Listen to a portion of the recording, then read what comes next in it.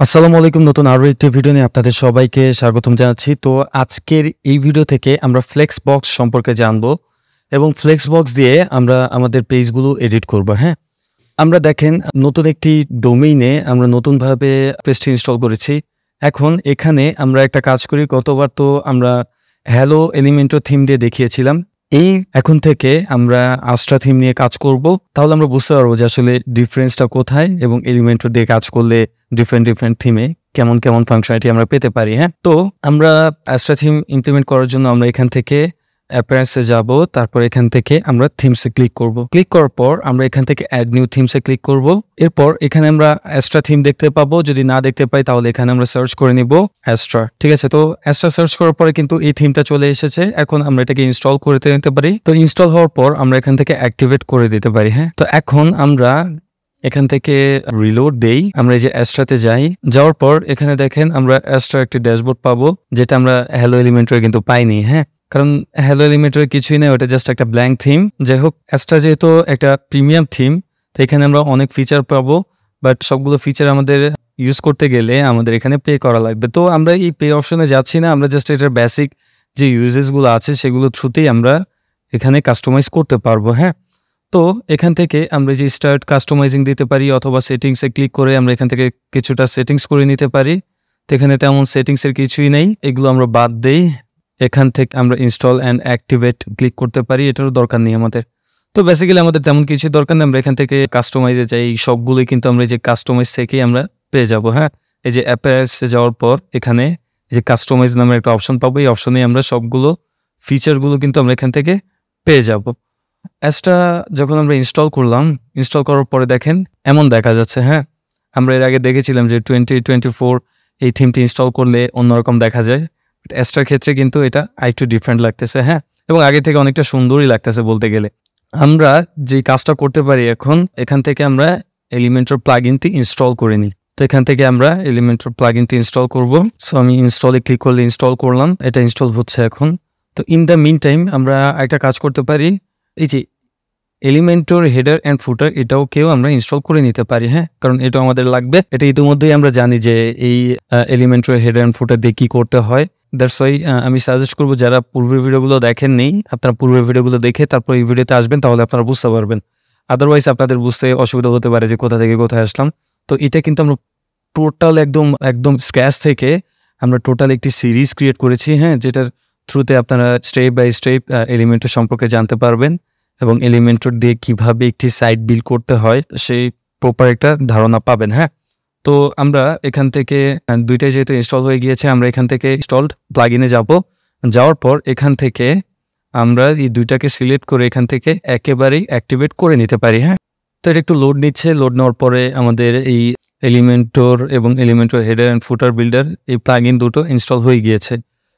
আমরা এখান থেকে এটাকে কেটে দিই, এটার দরকার নেই আমাদের। এখানে আসলে সাইট আইকন বা আমরা যদি কোনো লোগো দিতে চাই, সেই লোগোটাও আমরা এখান থেকে সেট করে দিতে পারি। এখানে দেখেন বাই ডিফল্ট অ্যাস্ট্রা লোগো আছে। তো আমরা চাইলে এই পেজটা ইউজও করতে পারি। লাইক এখানে আমরা দেখি এই পেজটা রান হয়েছে কিনা বা ইম্পোর্ট হয়ে গেছে কিনা। না, এখানে আসলে এই পেজটা নেই। এখানে আমরা অন্য কোনো পেজ দেখতে পাচ্ছি না।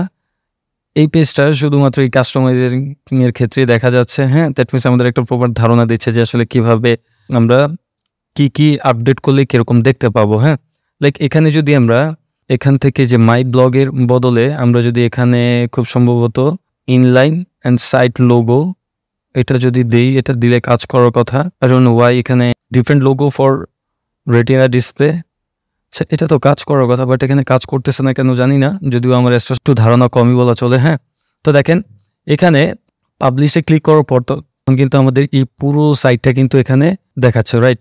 এখন কিন্তু এই যে লোগোটা আমরা দেখতে পাচ্ছি। তো অ্যাস্ট্রা নিয়ে আমি এরকম এর আগে আমি অ্যাস্ট্রা নিয়ে কাজ করেছি, বাট অ্যাস্ট্রা যে বিল্ট ইন টেমপ্লেটগুলো আছে এগুলো নিয়ে তেমনভাবে কাজ করার সুযোগ হয়নি। বাট নো ওয়ারিস, এগুলো আপনারা যখন কয়েকটা থিম নিয়ে কাজ করবেন তখন অটোমেটিক্যালি আপনারা নতুন যদি কোনো থিম নিয়ে কাজ করেন, সেক্ষেত্রে আপনারা খুব ইজিলি সেটা কন্ট্রোল করতে পারবেন। হ্যাঁ, এই অ্যাস্ট্রা নিয়ে আমি কাজ করি নাই বিধায় যে আমি অ্যাস্ট্রা সম্পর্কে কিছু জানতে পারবো না, তার কোনো রিজন নেই। এই অ্যাস্ট্রা থিম সম্পর্কে, অ্যাস্ট্রা জেনারেট প্রেস, এগুলো সম্পর্কে যদি আপনারা যখন কয়েকটা থিম নিয়ে কাজ করবেন, এগুলো আরও ইজি থিম এবং এগুলো অনেক ফাংশন আছে। হ্যাঁ, যখন আপনারা পেইড বা প্রিমিয়াম অ্যাস্ট্রা ইউজ করবেন, তো আমরা যেটা করব, আমরা ডিরেক্টলি এখান থেকে আমরা হেডার ফুটার এলিমেন্টরে চলে যাব।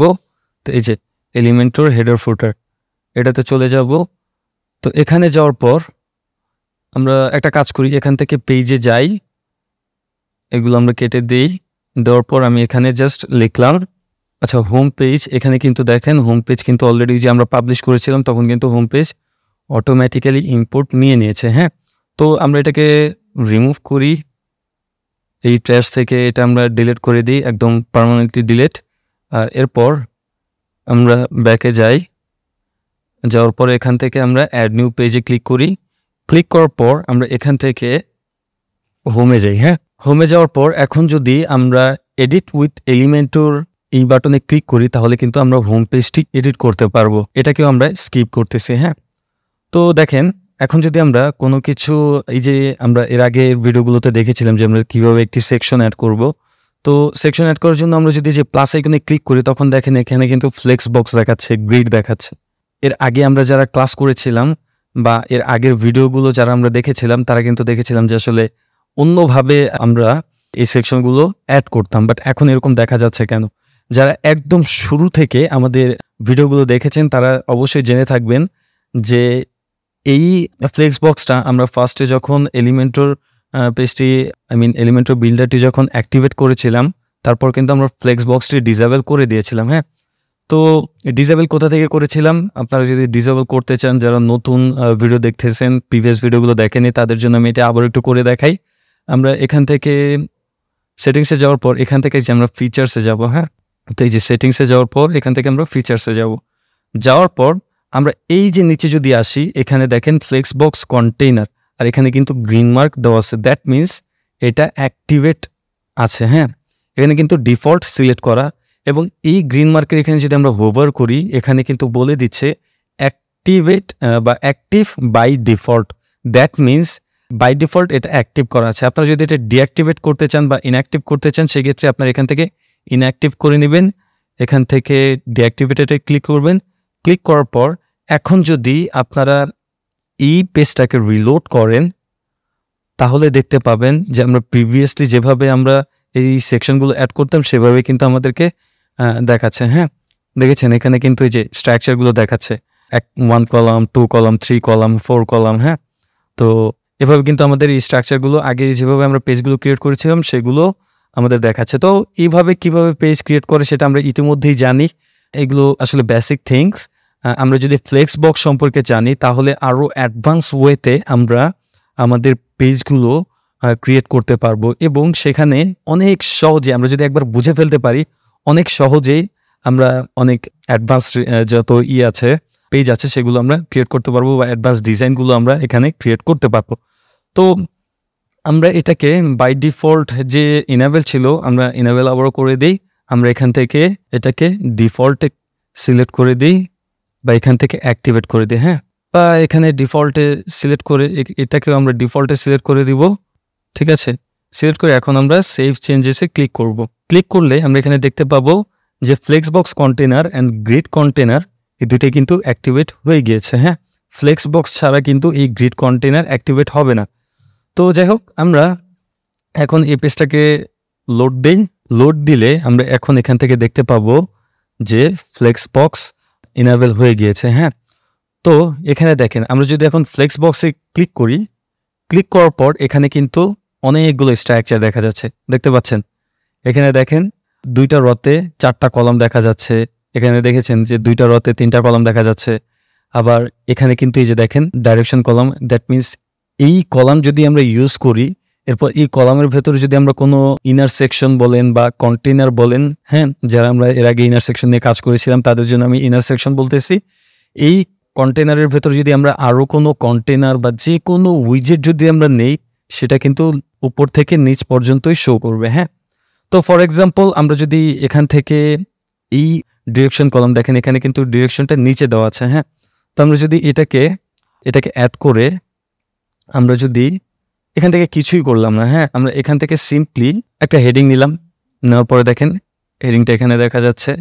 এরপর আমরা একটা ইমেজ দিলাম, দেখেন ইমেজটাও কিন্তু নিচে দেখা যাচ্ছে। হ্যাঁ, তো আমরা যদি এখানে আরও অন্যান্য এলিমেন্টও নেই, এখানে যদি আমরা বাটন নেই, বাটনটাও কিন্তু নিচে আসতেছে, বাট এখানে কিন্তু দেখেন লেফটে কিন্তু আসতেছে না। হ্যাঁ, তো সেম থিংস আমরা যদি এই প্লাস আইকনে ক্লিক করে আবারও ফ্লেক্স বক্সে ক্লিক করলাম, ক্লিক করার পর দেখেন এখানে অ্যারোটা কিন্তু রাইট সাইডে আছে। হ্যাঁ, তো আমরা যদি এই কলামটা যদি নেই বা কন্টেনারটা যদি নেই, নেওয়ার পর যদি আমরা যে এখান থেকে বা সিলেক্ট করলাম, সিলেক্ট করার পর এখন যদি আমরা একটা টাইটেল নেই, এটা অ্যাড হলো। হ্যাঁ, এরপর একটা ইমেজ দেই, দেখছেন এখন কিন্তু এটা রাইট সাইডে অ্যাড হচ্ছে। বুঝতে পারছেন এটার মানেটা কি? দ্যাট মিনস আপনি এই যে দেখেন এখন এটা কিন্তু রাইট সাইডে চলে গেল। এই যে এখান থেকে যদি আমরা একটা বাটন নিলাম বা এখান থেকে আমরা আইকন নিলাম, আইকন আমরা নিচে দেওয়ার ট্রাই করি, দেখেন নিচে কিন্তু আর আসতেছে না, সে রাইটে চলে যাচ্ছে। বুঝতে পারতেছেন? আবার যদি আমরা স্ট্রাকচারেও দেখি, এখানে কিন্তু তেমন কোনো কলাম দেখতে পাবো না। যে স্ট্রাকচারে যাই, যাওয়ার পরে দেখতে পাচ্ছি একটি মাত্র কন্টেনার আছে এবং এই সবগুলো উইজেট আছে। দেখছেন এখানে কিন্তু কোনো কলাম নেই। সো জিনিসটা অনেকের ক্ষেত্রে একটু প্রবলেম হতে পারে বা অনেকের একটু বুঝতে ঝামেলা হতে পারে যে কি রে, এটা তো অনেক ঝামেলাময়। আসলে এটা ঝামেলার কিছু না, এটা আসলে আপনারা যদি একবার শিখে ফেলতে পারেন বা একবার যদি বুঝে ফেলেন, তারপরে আপনাদের লাইফটা অনেকটা ইজিয়ার হয়ে যাবে। হ্যাঁ, তো এখান থেকে আমরা যে ফ্লেক্স বক্সে দেখেন এখানে কিন্তু এই যে 2টা কলামের আছে। হ্যাঁ, এখন 2টা কলামের ক্ষেত্রে যদি আমরা এখান থেকে কোনো কিছু অ্যাড করি, লাইক আমরা এই টাইটেলটা অ্যাড করলাম, আবারও আমরা এখান থেকে টেক্সট এডিটর অ্যাড করলাম, দেখেন এখন কিন্তু নিচেই চলে যাচ্ছে। হ্যাঁ, সো এই ক্ষেত্রে কি হলো দেখেন, এখানে যদি আমরা একটু খেয়াল করি যে স্ট্রাকচারে এখানে একটা কন্টেনার আছে, এই যে আমরা এটা কেটে দিই, এগুলো কেটে দিই, এখানে একটা কন্টেনার আছে, তার ভেতরে আরো 2টা কন্টেনার আছে। এর আগে কিন্তু আমরা দেখেছিলাম যে কলাম অ্যাড হয়েছে। হ্যাঁ, এখন কিন্তু আর কলাম অ্যাড হচ্ছে না, এখন এটাকে কন্টেনার বলতেছে। হ্যাঁ, দ্যাট মিনস ফ্লেক্স বক্সের ভেতরে আমরা যে কোনো কিছু নিব না কেন, সেটা কিন্তু যে কোনো কিছু বলতে এই উইজেট না, আমরা যদি এই টাইপের ইনার সেকশন বলতে কোনো কিছু নাই, আমরা যাই অ্যাড করতে চাবো না কেন সেটাকে কন্টেনার বলে, বা এই যে আমরা কন্টেনার অ্যাড করতে পারবো বা গ্রিডও যদি আমরা অ্যাড করি, লাইক এখানে যদি আমরা গ্রিড অ্যাড করি, তাহলে দেখি এখানে কি দেখায়, দেখেন গ্রিডটা কিন্তু আলাদাভাবে দেখা যায়। হ্যাঁ, তো এখানে ফ্লেক্স বক্সে কন্টেনার এবং গ্রিড এই 2টা জিনিসই আছে, এই 2টা থ্রুতেই আমরা আমাদের সাইটটা ডিজাইন করতে পারবো। হ্যাঁ, এখানে দেখেন আমরা এখন যদি মেইন সেকশনটাকে ধরি, ধরার পর এই যে এখানে যদি আমরা যাই, এখানে আমরা দেখতে পাবো এই যে লেআউটের ভেতরে ডিরেকশন দেখতে পাবো। তো এই ডিরেকশনের এখানে যদি আমরা এই যে এখানে এই দেখেন অ্যারোটাতে যদি ক্লিক করি, যেটা ডাউন অ্যারো, হ্যাঁ এটা যদি ক্লিক করি, দেখেন এটা কি হবে, সবগুলো নিচে চলে আসবে। আমরা যদি আবার এই যে রো রিভার্স বা এই যে লেফট অ্যারোতে ক্লিক করি, এখানে কিন্তু লেখাই আসতেছে রো রিভার্স। দ্যাট মিনস আমরা রোটা রিভার্স মোডে চাইলে করতে পারবো। আমরা এখন যদি এটাতে ক্লিক করি, দেখেন আগে এই টেক্সটটা ছিল শুরুর দিকে বা লেফট সাইডে, এখন কিন্তু এই টেক্সটটা রাইট সাইডে চলে গিয়েছে।